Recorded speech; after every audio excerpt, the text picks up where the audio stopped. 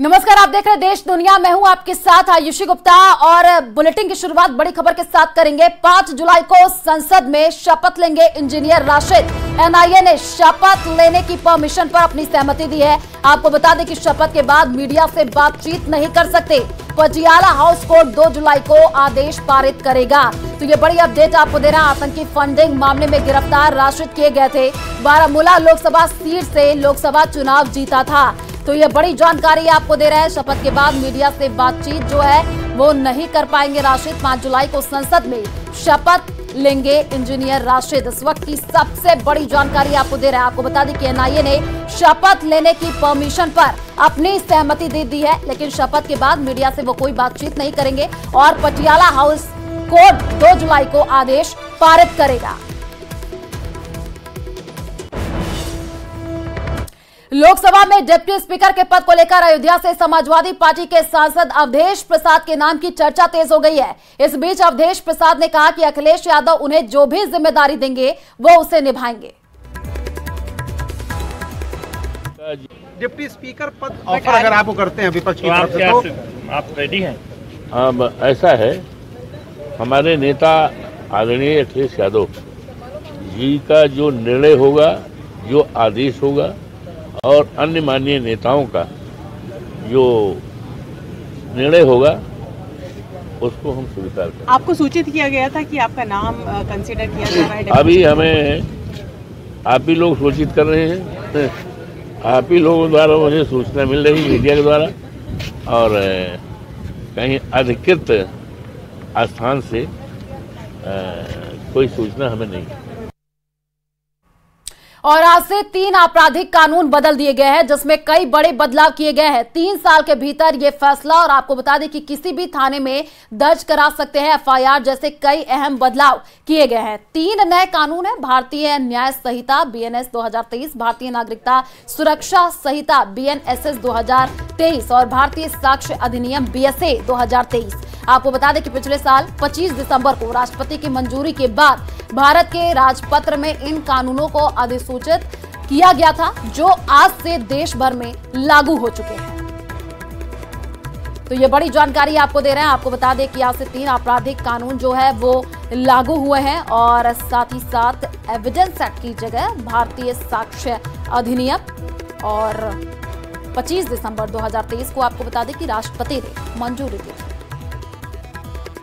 मैंने आपको कहा ना, जैसे एक आलोचना कंसल्टेशन नहीं हुआ, मैंने अभी आपको बताया और आपको अभी बता रहा हूं। सभी राज्यों के मुख्यमंत्री, गवर्नर को हमने लिखा, चीफ जस्टिस ऑफ इंडिया को लिखा, हाई कोर्ट के जजेज को लिखा, चीफ जस्टिस को लिखा, सारे सांसदों को लिखा, नेशनल जो लॉ की यूनिवर्सिटी है उनको लिखा, लॉ से संबंधित विश्वविद्यालय उनको लिखा, स्टूडेंट से राय ली, जनता को ऑनलाइन खोला, भी आप सुझाव दो। बहुत कंसल्टेशन हुआ है, किसी ने ध्यान नहीं दिया। ये नरेंद्र मोदी जी ने ध्यान दिया और भारत की वर्तमान परिस्थितियों के अनुकूल टेक्नोलॉजी का इनपुट इतना दिया है कि आपको बहुत सुविधा होगी, हर नागरिक को सुविधा होगी, पुलिस को भी सुविधा होगी, और जो पीठासीन अधिकारी हमारे जजेज उनको भी सुविधा होगी। और वहीं नए कानूनों पर वकीलों में अलग अलग राय है। कुछ वकीलों का यह कहना है कि देश का कानून इससे मजबूत हुआ है, तो कुछ वकील मानते हैं कि जल्दबाजी में इसे लागू किया जा रहा है, जिससे वकीलों और जजों को न्याय प्रक्रिया में समस्या होगी। ऐसा नहीं है कि आप जिस थाने के क्षेत्र में घटना होगी उसी थाने में आप रिपोर्ट लिखाइए, आप कहीं भी लिखा दीजिए, वो संबंधित थाने में पहुंच जाएगी। समझ गए ना आप?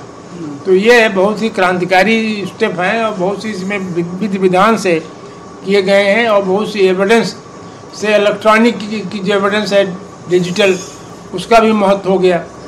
तो ये अब बड़ा सुविधा हो गई, घर के घर बैठे आप मुकदमे में यहीं से पार्टिसिपेट कर सकते हैं। ये कहा गया था कि भाई हमारा जस्टिस सिस्टम बहुत डिलेड है, तो डिले को कैसे मीट किया जाए, वो एक बहुत बड़ी बात थी।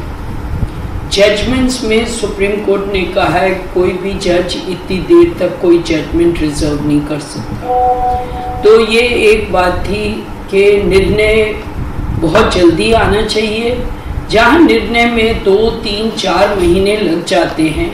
मार्च 2024 में हमने एक बड़ा representation bar council of Delhi के 4 सीनियर पदाधिकारियों ने भेजा था, उस पर अब तक हमारे सामने कोई रिस्पांस नहीं आया। और हम लोगों ने कल फिर दोबारा, जिसको आज हमने मेल किया है, आज हमने दोबारा रिमाइंडर भेजा है कि भी आप 1 जुलाई से जल्दबाजी में इसको लागू ना करें। इसके लागू होने के बाद आम जनता को, कोर्ट्स को, लॉयर्स को बहुत बड़ी दिक्कतें आने वाली हैं। और बंगाल के दिनाजपुर पिटाई कांड पर बड़ा सियासी बवाल शुरू हो गया है। आपको बता दें कि बीजेपी ने ममता बनर्जी सरकार पर बड़ा हमला बोला है। गौरव भाटिया ने कहा कि बंगाल में टीएमसी की सोच तालिबानी हो चुकी है। टीएमसी बंगाल में शरिया कानून लागू करना चाहती है।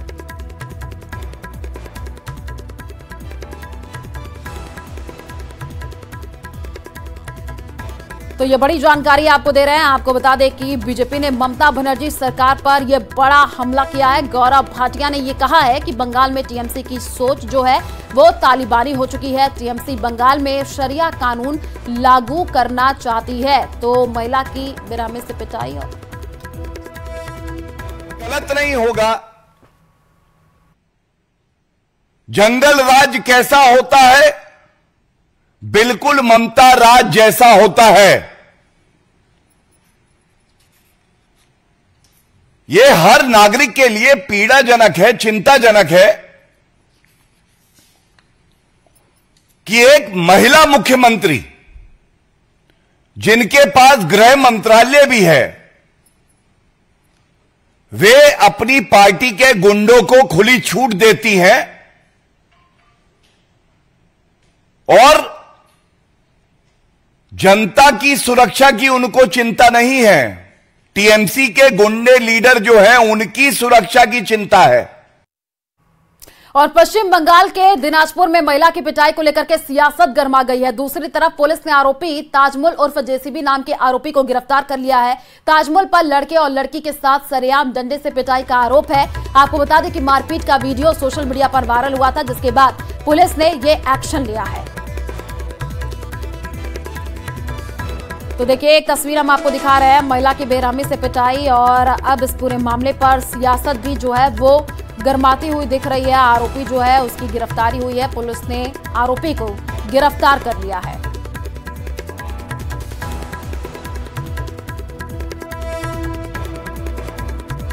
और महाराष्ट्र के नागपुर में भीषण सड़क हादसा हुआ है, जहां एक रोड एक्सीडेंट में 4 लोगों की मौत हो गई है। आपको बता दें कि एक व्यक्ति गंभीर रूप से घायल है और मिली जानकारी के अनुसार कार में सवार सभी लोग पंजाब के रहने वाले हैं। सभी नांदेड़ में गुरुद्वारा दर्शन के लिए जा रहे थे, तभी यह दुर्घटना हुई है, जिसमें 4 लोगों की मौत हो गई है और एक गंभीर रूप से घायल बताया जा रहा है। यह भीषण हादसा गोटी गांव के पास हुआ है। मृतकों में 2 महिला और 2 पुरुष बताए जा रहे हैं। 5वें घायल को अस्पताल भेजा गया है और अभी मृतकों की पहचान नहीं हो पाई है।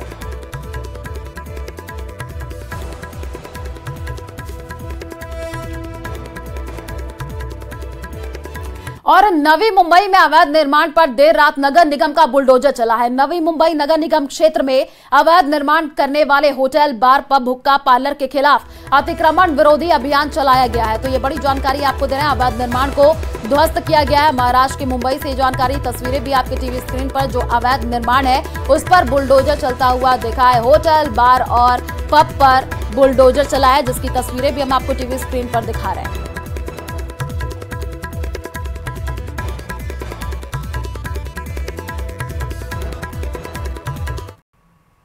और मध्य प्रदेश के सीहोर के कुबरेश्वर धाम के पंडित प्रदीप मिश्रा के साथ एक और विवाद जुड़ गया है। ताजा मामला बैतूल के मुलताई का है। आपको बता दें कि मुलताई के मां ताप्ती मंदिर के प्रमुख पुजारी सौरभ जोशी ने पंडित मिश्रा पर ताप्ती नदी के अपमान का आरोप लगाया है। दरअसल पंडित मिश्रा का 1-2 साल पुराना वीडियो सोशल मीडिया पर वायरल हो रहा है। इसमें वह कहते हुए दिखाई दे रहे हैं कि माता यमुना और उनकी छोटी बहन ताप्ती की आपस में कभी नहीं बनी। और इसी वीडियो के आधार पर ताप्ती मंदिर के पुजारी सौरभ जोशी ने कहा कि पंडित प्रदीप मिश्रा ने कथा के दौरान कहा था कि ताप्ती महारानी भगवान कृष्ण पर मोहित हो गई थी, इसी कारण यमुना ने उन्हें श्राप दिया था, जबकि इस बात का किसी भी शास्त्र में कोई उल्लेख नहीं है। किसी नदी में अगर अस्थियां विसर्जित होगी, उनको गलने में 44 दिन लगेंगे, पर ताप्ती तेरे जल में अगर अस्थियां आएंगी तो तू तुरंत भक्षित करेगी, उसको तुरंत समाप्त करेगी। आज भी ताप्ती नदी में किसी अस्थियों को डाला जाता है तो मात्र 1.5 घंटे के अंदर वो अस्थियां जल के राख हो जाती है और पानी में बह जाती है। और अजमेर से बड़ी खबर सामने आ रही है। आरपीएससी भर्ती परीक्षा 2022 मामले में कार्रवाई हुई है। आपको बता दें कि फर्जी डिग्री से नौकरी का प्रयास मामले में बड़ा एक्शन लिया गया है। महिला अभ्यर्थी के 2 और सहयोगी गिरफ्तार किए गए हैं। सोमेश गोदारा, सुनील बिश्नोई को गिरफ्तार किया गया है। फर्जी अभ्यर्थियों सहित 8 आरोपियों की गिरफ्तारी हो चुकी है। इस वक्त की सबसे बड़ी जानकारी आपको दे रहे हैं। आरपीएससी भर्ती परीक्षा 2022 मामले में ये कार्रवाई हुई है। महिला अभ्यर्थी के 2 और सहयोगी जो है वो गिरफ्तार कर लिए गए हैं। तो इस पूरे मामले में जैसे जैसे जांच पड़ताल जो है आगे बढ़ रही है, कार्रवाई भी होती हुई दिख रही है। आपको बता दें कि आरपीएससी भर्ती परीक्षा 2022 मामले में ये बड़ी कार्रवाई की गई है। फर्जी डिग्री से नौकरी का प्रयास मामले में ये बड़ा एक्शन लिया गया है। महिला अभ्यर्थी के 2 और सहयोगी जो है वो गिरफ्तार कर लिए गए हैं। अब उनसे भी पूछताछ जो है वो की जाएगी। ज्यादा जानकारी के लिए संवाददाता अशोक हमारे साथ फोन लाइन पर जुड़ चुके हैं। अशोक, 2 लोगों की और गिरफ्तारी हुई है, इनसे पूछताछ में कई और बड़े नाम सामने आ सकते हैं। जी बिल्कुल एसओजी अजमेर ने इस मामले में 2 और लोगों को गिरफ्तार किया है। ये दोनों वह लोग हैं जिन्होंने फर्जी डिग्री को वेरीफाइड किया था और इस मामले में जोधपुर से सुनील बिश्नोई और इसके साथ ही सोमेश बिश्नोई को जो है गिरफ्तार एसओजी की ओर से किया गया था। आज उन्हें दोनों को जो है एडीजे कोर्ट में 1 में न्यायालय में पेश किया है और न्यायालय में पेश करने के बाद जो एडिशनल एसपी है उनसे हम बातचीत करेंगे इस मामले में और कौन कौन लिप्त है। और अब तक इस मामले में यह है 8वीं गिरफ्तारी हो जाएगी, जिसमें अलग अलग जो डीन सहित कई जो है उनको इस जांच के घेरे में लिया गया था। तो ऐसे में इस पूरे प्रकरण को लेकर जो है एसओजी लगातार कार्रवाई कर रही है और अब इस मामले में जो वेरीफाइड जिसने डिग्री को किया था उन दोनों को गिरफ्तार कर न्यायालय में पेश किया है। अब इनका रिमांड लेते हैं या फिर अन्य कोई निर्णय होता है। तो इस मामले में कुछ देर में ही जब एडिशनल एसपी बाहर आते हैं तो उनसे बातचीत करके पूरे मामले की जानकारी लेते हैं। अशोक, ये बड़ी कार्रवाई हुई है। आप इस पूरे खबर पर नजर बना करके रखिए, आगे आपसे अपडेट लेंगे। फिलहाल शुक्रिया तमाम जानकारी साझा करने के लिए। और मध्य प्रदेश के डिंडौरी में बारिश के बाद एक बड़ा हादसा हो गया है। एक मकान अचानक गिर गया और घर में मौजूद लोग उसमें फंस गए हैं, जिसके बाद लोगों को मलबे से बाहर निकालने के लिए रेस्क्यू ऑपरेशन चलाया गया है। तस्वीर आपको टीवी स्क्रीन पर दिखा रहे हैं। बारिश के बाद यह हादसा हुआ है। एमपी के डिंडौरी से जानकारी, जहां पर अचानक से जो मकान है वो गिर गया, लोग मलबे में दबे हुए हैं। दूसरी तस्वीर आप ध्यान से देखिए, आप देख पा रहे हैं कि कैसे एक व्यक्ति जो है इसमें फंसा हुआ है, उसको निकालने की कोशिश की जा रही है, रेस्क्यू ऑपरेशन चलाया जा रहा है। तो एमपी के डिंडौरी से जानकारी, जहां पर बारिश के बाद ये बड़ा हादसा हो गया, जहां पर अचानक से एक मकान है वो गिर गया है। पहली तस्वीर ये मकान जो गिरा है उसकी आपको दिखा रहे हैं। देखिए बारिश भी हो रही है और यहाँ पर रेस्क्यू ऑपरेशन चलाया जा रहा है। दूसरी तस्वीर आप ध्यान से देखिए कि कैसे एक व्यक्ति जो आपको नजर आ रहा है फंसा हुआ है, उसको निकालने की कोशिश की जा रही है, रेस्क्यू ऑपरेशन चलाया जा रहा है।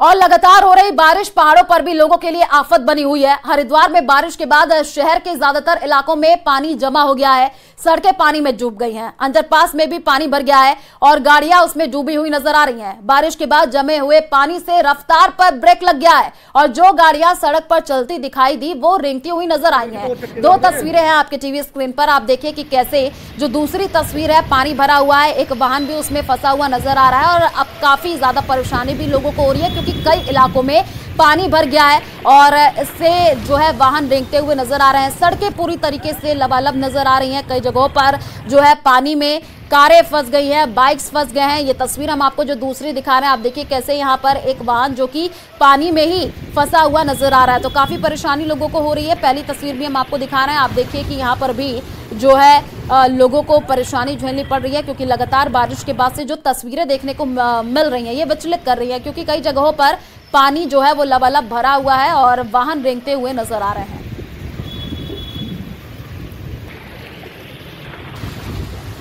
और उत्तर से पश्चिम और पूर्वोत्तर भारत में हुई बारिश लोगों के लिए परेशानी का सबब बन गई है। पहली बारिश के बाद कई शहरों और जिलों में पानी जमा हो गया है। कहीं सड़कें पानी में डूबी हुई हैं तो कहीं पूरा मोहल्ला ही पानी में डूब गया है। बारिश ने किस तरीके से लोगों की परेशानी बढ़ाई है आपको दिखाते हैं इस रिपोर्ट में।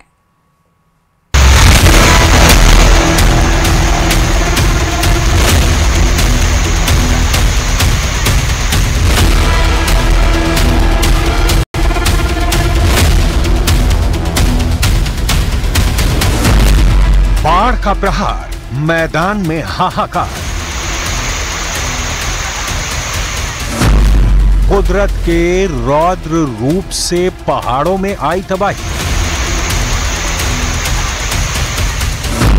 आफत की बारिश से बेबस जिंदगी।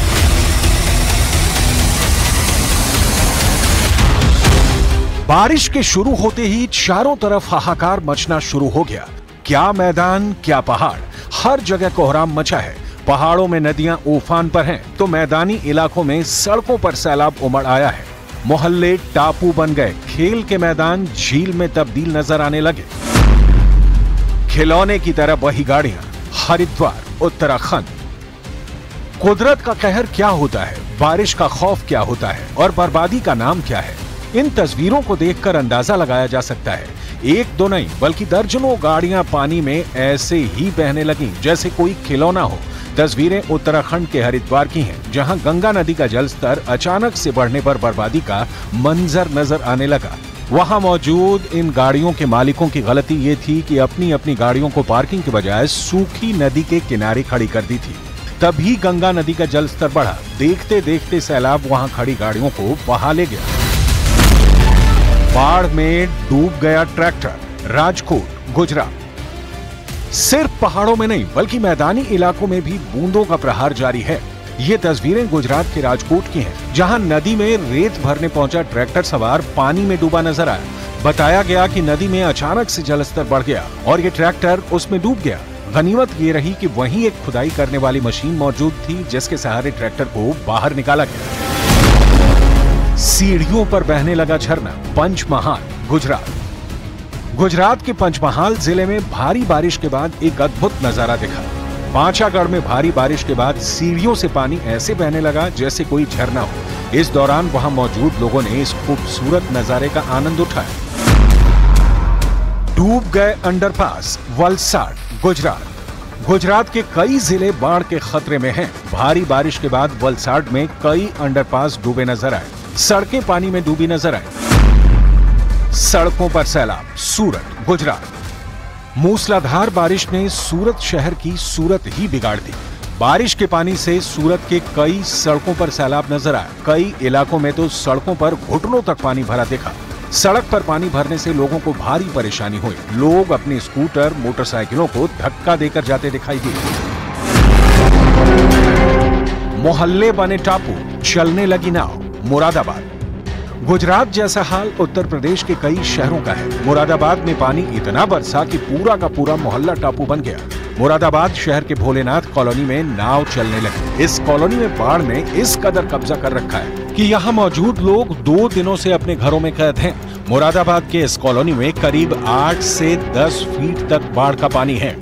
सर ये कोई निकासी नहीं है, नाले का लेवल और ये एक हो जाता है। कितना पानी है? सर ये डूबा हुआ है, पानी डूब जाएगा इंसान।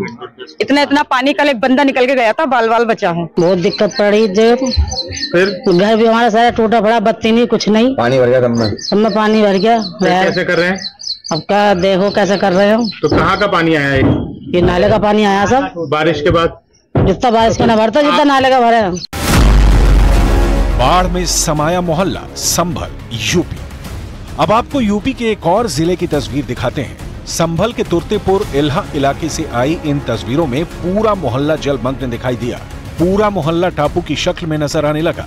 मोहल्ले में लोगों के घरों में बरसात का पानी भर गया, जिसके बाद जरूरी सामान लेकर लोग कहीं आते और जाते दिखाई दिए। सड़क पर आया सैलाब, मथुरा, यूपी।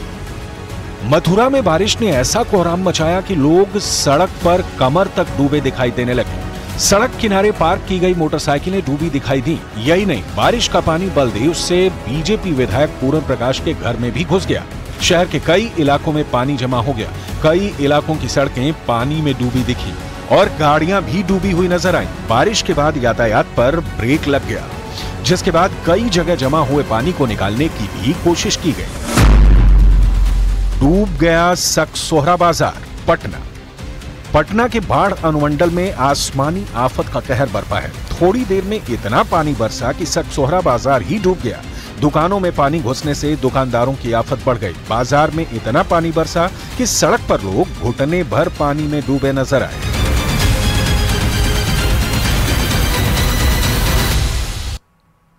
और विदेश में भी बारिश ने हालात बिगाड़ दिए हैं। अमेरिका, इटली और स्विट्जरलैंड में तेज बारिश ने मुसीबत खड़ा कर दी है। बाढ़ और जमीन खिसकने से इटली के उत्तरी इलाके में उथल पुथल मच गई है। कई दिनों की भारी बारिश से वहां नदियां उफान पर आ गई हैं। सामने आई एक तस्वीर इटली के भयानक हालात का ट्रेलर दिखाती हुई नजर आई है। वहां शहर के ऊपर एक चट्टान से पानी ऐसी तेजी से नीचे आता दिखा मानो लोगों पर धावा बोलने वाला हो। वो लोगों की बलि लेने के लिए बेताब दिखा। वीडियो देख करके ऐसा लगा जैसे स्पेशल इफेक्ट से तैयार किया गया हो। जितनी स्पीड से पानी नीचे गिरा उतनी ही स्पीड से वो शहर के बीचों बीच बहता हुआ नजर आया। तस्वीरें हम आपको इटली की ये दिखा रहे हैं। बारिश से नदी में कैसे उफान आया है वो देखिए। और उत्तरी इलाके में जो है पूरा उथल पुथल मच गया है। चट्टान से ये सैलाब आता हुआ तस्वीरें आपकी टीवी स्क्रीन पर।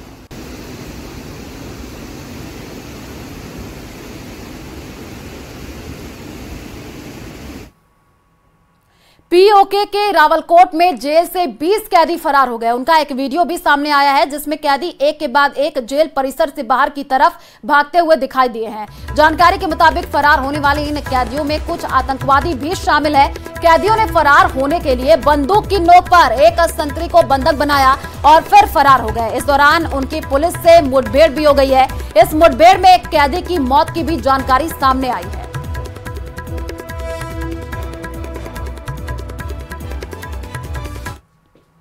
मुंबई के पास लोनावला में छुट्टियां मनाने गए एक ही परिवार के 5 सदस्य झरने के तेज बहाव में बह गए और इस हादसे में 3 लोगों की मौत हो गई है, जबकि 2 लोगों का अब तक कोई सुराग नहीं लग पाया है। इस हादसे की रोंगटे खड़े कर देने वाली तस्वीरों में वो परिवार पानी की तेज लहरों के बीचों बीच फंसा हुआ नजर आया है। आप टीवी स्क्रीन पर देखिए और आसपास खड़े लोग उन्हें बचाने के लिए हाथ पैर मार रहे थे। वीडियो में 2 पुरुष, एक महिला, एक बच्चे को गोद में लिए दूसरी महिला, 3 नाबालिग लड़कियां और एक बच्चा एक दूसरे को पकड़ करके खड़े दिखे ताकि वो सैलाब से मुकाबला कर सके। तस्वीरें हम आपको टीवी स्क्रीन पर दिखा रहे हैं। देखिए कैसे सैलाब का ये खौफनाक वीडियो सामने आया है। जिसने भी इस वीडियो को देखा हर कोई स्तब्ध रह गया।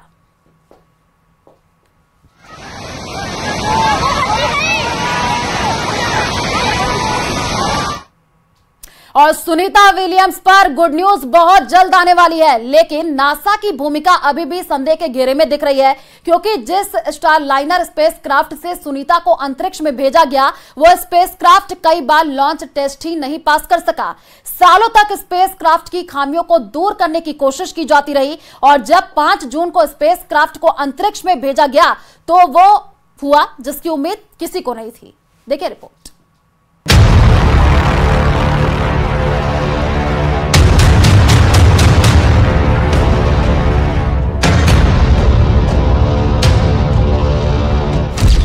खराब स्पेसक्राफ्ट ने सुनीता को फंसाया।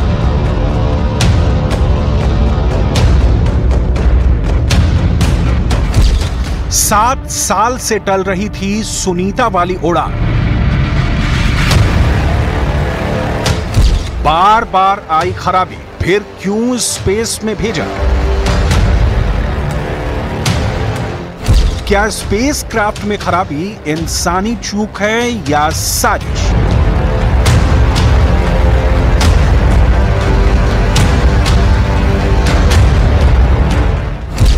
स्टारलाइनर स्पेसक्राफ्ट की असली कहानी।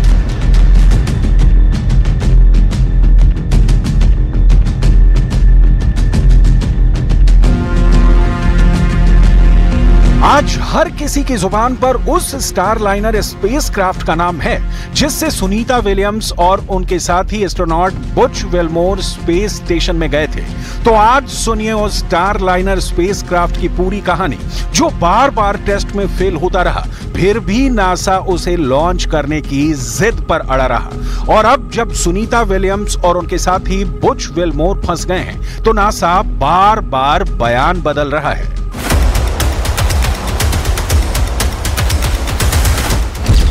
वो तारीख थी 20 दिसंबर 2019। ये स्टारलाइनर स्पेसक्राफ्ट की पहली मानव रहित उड़ान थी। इस उड़ान में कोई इंसान नहीं था, लेकिन सॉफ्टवेयर में गड़बड़ी की वजह से ये दूसरे ऑर्बिट में पहुंच गया। स्पेस स्टेशन से डॉकिंग हो नहीं पाई। 2 दिन बाद न्यू मैक्सिको के व्हाइट सैंड्स मिसाइल रेंज में वापस लैंड हुआ, यानी पहली उड़ान में स्पेस स्टेशन से जुड़ ही नहीं पाया था स्टारलाइनर। तारीख 6 अप्रैल 2020। पहले उड़ान के 5 महीने बाद यानी अप्रैल 2020 में नासा ने दूसरी कोशिश की। मकसद पुराने वाले उड़ान जैसा ही था, स्पेस स्टेशन तक जाना था, डॉकिंग करनी थी, इसके बाद वापस आना था। लेकिन तकनीकी गड़बड़ी की वजह से लॉन्चिंग टालनी पड़ी। अगस्त 2021।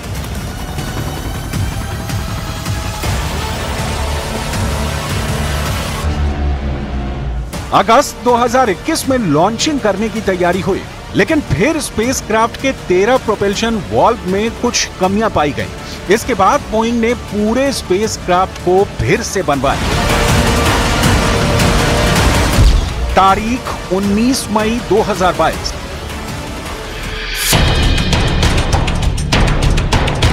उन्नीस मई 2022 को स्टारलाइनर ने फिर से उड़ान भरी। इस बार उसमें 2 डमी एस्ट्रोनॉट्स बिठाए गए थे, यानी इंसानों जैसे दिखने वाले निर्जीव मॉडल। लेकिन ऑर्बिटल मैन्यूवरिंग और attitude control system thruster fail हो गए।